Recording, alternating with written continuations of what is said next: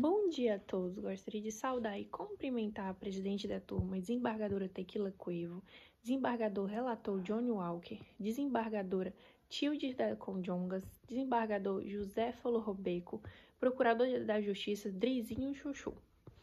Venho por meio desse estágio tribunal na qualidade de advogado do apelante, Jorge, para sustentar as suas razões da sua apelação contra a sentença do primeiro grau que julgou procedente a ação de cobrança ajuizada por Miguel, seu antigo mandato.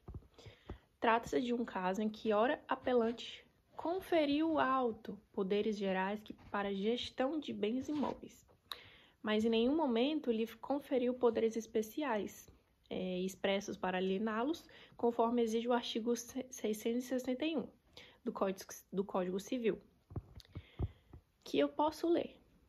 Inciso 1º, o poder de alienar, hipotecar, demandar ou praticar quaisquer atos que excedam a administração ordinária depende de poderes especiais e expressos.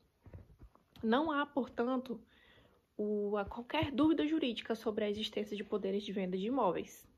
A atuação do mandatário foi além do que lhe foi conferido. Prometeu a venda do imóvel e nenhum mandante tem autorização para tanto. E não se trata também de uma simples irregularidade, mas sim de um vício que compromete a validade e eficácia do negócio jurídico, conforme o artigo 662 do Código Civil, que já foi esclarecido. São ineficazes atos que o mandatário pratica em desconformidade com os poderes e eles conferidos, salvo os retificados pelo mandante. Ora, excelência, Jorge jamais retificou a tal venda. Ao contrário, repudiou expressamente a transação tão levada, tão conhecida. E mais, o autor da ação cobra a comissão de 5% sobre um negócio que sequer concretizou e sequer pode ter sido entabulado, porque havia mandato para tanto. As demais, o autor pleiteia o reembolso de 40 mil reais pagos à compradora, a título de arras, restituído em dobro. 40 mil, excelência, restituído em dobro. Mas essas despesas resultam em sua própria culpa por ter assumido a obrigação sem poderes. Como que irá assumir obrigação sem poderes?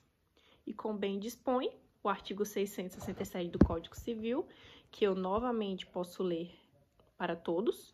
Inciso 1º, o poder de alienar, hipotecar, demandar, praticar quaisquer atos que excedam a administração ordinária depende dos poderes especiais expressos. E volto a dizer, doutora, os demais autos ainda pleiteiam o reembolso de 40 mil pagos à compradora, o título de arras restituído em dobro. Mas, excelência, essas despesas resultou apenas para o meu cliente. A sua própria culpa por ter assumido a obrigação sem poderes. E como bem dispõe o artigo 667 que eu acabei de reler para todos, o mandatário responde os prejuízos causados por culpa do exercício do mandato. O mandato é obrigatório a indenizar o mandante por prejuízos que lhe causou por culpa. Excelência, a sentença de primeiro grau inverteu a lógica de responsabilidade civil. Atribuiu ao mandante o dever de pagar por prejuízos, causados inclusive pelo mandatário, que atuou além de ter que foi permitido. Permitir que se cobre a comissão por um negócio nulo e repúdio, e ainda se exige reembolso de prejuízo causado por excesso de mandato, é criar perigoso precedente que aniquila a segurança jurídica na figura do mandante. Diante de tudo isso, a excelência requer o movimento do recurso para que se reforme a sentença, julgando improcedente a ação de cobrança. Alternativamente, se reconheça que não há direito de remuneração, nem ao reembolso das arras, em que se condene o autor ao pagamento de custos e honorários das suas incumbências, nos termos da lei. E eu volto a ler, excelência, o artigo 662. Inciso 1º, o poder de alienar, hipotecar, demandar ou praticar quaisquer atos que excedem a administração ordinária depende dos poderes especiais e expressos. Então, excelência, venho por meio dessa fala que julgue corretamente o meu cliente